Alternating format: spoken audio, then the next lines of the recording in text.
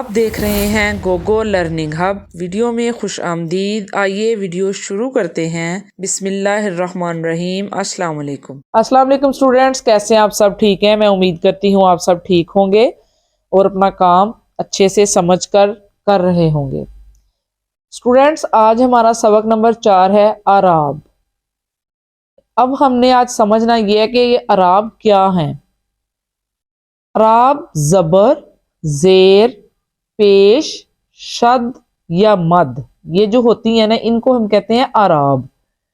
और ये अराब अगर स्टूडेंट्स अब आप ये उर्दू में सीख लेंगे तो इंशाल्लाह जब आपने अरबी में कुरान पाक पढ़ना है या आप पढ़ रहे हैं तो उसमें भी आपको बहुत मदद मिलेगी। जो बच्चे कुरान पाक पढ़ रहे हैं पहले से ही, उनको तो इन चीज़ों का पता होगा कि ये क्या चीज़ें हैं। अल्फाज की सही आवाज़ को जाहिर करने के लिए हरूफ के ऊपर नीचे जो निशान लगाए जाते हैं इन्हें अराब या हरकत कहा जाता है। सबसे पहले है ज़बर। ज़बर लफ्ज़ के ऊपर होती है। ज़बर, ये आप देख सकते हैं एक लाइन लगाई है उसके ऊपर है, इसको कहते हैं ज़बर। अब ये ज़ेर, ज़ेर एक लाइन लगाई है उसके नीचे है, यानी लफ्ज़ के नीचे हो तो इस तरह की एक लाइन, तो उसे कहते हैं ज़ेर। पेश, ये वाव की शक्ल की होती है, ये लफ्ज़ के ऊपर होती है लेकिन वाव से थोड़ी छोटी है, इसको कहा जाता है पेश। जज़म, जज़म में और पेश में हम देखते हैं कि क्या फ़र्क है।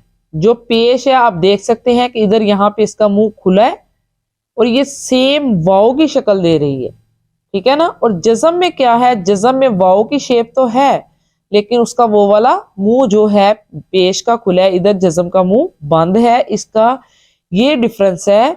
तो इसको हम कहेंगे जज़म और इसको कहेंगे पेश। अब ये क्या है, शद।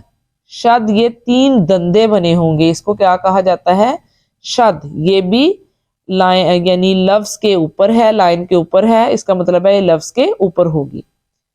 मद, ये मद तो आपने पहले भी देखी है, जब हम अलिफ मद दा पढ़ते हैं तो आपको पता होगा इसका, ये भी लफ्ज़ के ऊपर होती है। ये तो हो गई ज़बर, ज़ेर, पेश, जज़म, शद, मद, ठीक है। इनकी तस्वीरें भी सामने दी गई हैं, इनका कहाँ इस्तेमाल होता है ऊपर नीचे वो भी मैंने बताया है आपको। सबसे पहले आ गई ज़बर। ज़बर के मायनी ऊपर के हैं, जैसा कि मैंने आपको बताया है कि ज़बर लफ्ज़ के ऊपर आती है। ये निशान हरफ के ऊपर लगाया जाता है और अलिफ की हल्की सी आवाज़ पैदा करता है, जैसे अलिफ ज़बर आ, ये अलिफ की आवाज़ हल्की सी पैदा होगी, अलिफ ज़बर आ। बे ज़बर बा, पे ज़बर पा, ते ज़बर ता, ते ज़बर ता, से ज़बर सा वगैरह। आप देख सकते हैं कि ज़बर का मतलब है मायनी है ऊपर, और ये अलिफ की जिस लफ्ज़ के ऊपर ये लगता है उसके लिए ये हल्की सी अलिफ की आवाज़ पैदा कर रहा है। आगे है ज़ेर। ज़ेर के मायनी नीचे के हैं, जैसा कि आपको बताया गया है। ज़ेर कहाँ होती है, ज़ेर लफ्ज़ के नीचे होती है। ये निशान हरफ के नीचे लगाया जाता है और ये की हल्की सी आवाज़ पैदा करता है। ज़बर जो है वो अलिफ की हल्की सी आवाज़ पैदा करती है और ज़ेर जो है वो ये की हल्की सी आवाज़ पैदा करती है, जैसे अलिफ ज़ेर ई, बेज़ेर बी, पेज़ेर पी, तेज़ेर ती, टेज़ेर टी, सेज़ेर सी वगैरह, ठीक है। अब आगे है पेश। पेश के मायनी आगे के हैं। ये निशान हर्फ के ऊपर लगाया जाता है और वाओली वाओ की, यानी इसका मतलब यहाँ पे है वाओ की हल्की सी आवाज़ पैदा करता है, जैसे अलिफ पेश ऊ, बे पेश बू, पे पेश पू, ते पेश तू, से पेश सू वगैरह, ठीक है। यहाँ किसकी आवाज़ पैदा हुई है, वाओ की। आगे है जज़म। जज़म के मायनी ठहरना के हैं। जज़म के मायनी ठहरना के हैं। जिस हरफ पर ज़ेर, ज़बर और पेश कुछ ना हो, इस पर जज़म का निशान लगाया जाता है, जिस का मतलब होता है कि इस हर्फ पर रुक जाओ, जैसे अलिफ जबर बे अब, इसका मतलब है कि मैं यहाँ रुक गई, अगला पिछला हर्फ अगले हर्फ से नहीं मिल रहा। अब आप यहाँ देख सकते हैं कि आगे डैश लगाएगी यानी फुल स्टॉप की, ये लफ्ज यहाँ किसी से आगे नहीं मिल रहा। और इसके ऊपर जिसपे जज़म है, ना कोई जबर है, ना कोई जेर, ना पेश, कुछ भी नहीं है। अलिफ जेर नून इन, अलिफ पेश नून उन, ते जबर बे तब, अलिफ पेश मीम सीन जेर पे सिप वगैरह। आगे है शद। शद के मायनी दोहरा करना के हैं।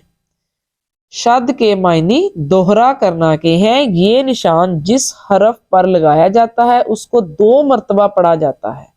जैसे अब यहां आप देखेंगे बेजे लाम बिल, लाम छोटी एली बिल्ली, 2 दफा पढ़ा गया ना ये लफ्ज। ये जो लाम है, लाम के ऊपर शद है, और ये लाम जो है कितनी दफा पढ़ा जाएगा? 2 दफा, यानी दोहरा पढ़ना, 2 दफा पढ़ना। बेजे लाम बिल, लाम छोटी एली बिल्ली, अलिफ जबर मीम मीम छोटी ए मी अम्मी। आप यहां देख सकते हैं कि बिल्ली में लाम डबल है, दोहरा है, और अम्मी में मीम। इसी तरह अलिफ जबर वाव अव, वाव जबर लाम वल अव्वल, इधर अव्वल में वाव 2 दफा इस्तेमाल हुआ है। जीम जबर नून जन, नून जबर तेनत जन्नत, यहाँ नून 2 दफा इस्तेमाल किया गया है। शद का मतलब है दोहरा पढ़ना या दोहरा करना, ठीक है, यानी वो लफ्ज जिस पे शद होगी वो लफ्ज 2 दफा पढ़ा जाएगा। आगे है मद के मायनी लंबा करना के हैं, यानी जहां पर मद का निशान होगा वहां का क्या मतलब होगा कि लफ्ज को, हर्फ को लंबा किया जाएगा। ये निशान सिर्फ अलिफ के ऊपर लगाया जाता है और 2 अलिफ के बराबर आवाज देता है। जैसे लगा तो यहाँ 1 अलिफ के ऊपर मद्दू है, लेकिन ये आवाज कितने लफ्जों की देगा? 2 लफ्जों की। जैसे अलिफ जबर आ, यानी इसको हम थोड़ा सा लंबा करेंगे। अलिफ जबर आ मीम आम, अलिफ के ऊपर है तो अलिफ 2 दफा लंबा होगा, ना कि मीम 2 दफा लंबा होगा। जिस हर्फ के ऊपर है वही 2 दफा लंबा किया जाएगा। अलिफ मदा गाफ आग, अलिफ मदा जीम आज, अलिफ मदा नून आन, अलिफ मदा पे आप। जो नेक्स्ट है स्टूडेंट्स, वो आपने यहाँ पे देखें, दिए गए 2 हरफी अल्फाज पर अराब लगाएं। जबर लगाएं, रा जबर बे रब, रे जबर बे रब, ठीक है। यहाँ पे अराब जबर लगाई गई है और इनको आपने देख के अच्छे से पढ़ना है। उनको अच्छे से कैसे प्रोनाउंसिएट करना है वो आपने खुद देखना है। यहाँ पर है जेर लगाएं, यहाँ पे जेर आप देख सकते हैं लगाई गई है। फिर है पेश लगाएं, यहाँ पे पेश लगाई गई है। जबर में हम पढ़ेंगे रा रे जबर बे रब, पे हेक्की बानी फे जबर लाम फल, सीन जबर बे सब, बा जबर सीन बस, दाल जबर मीम दम।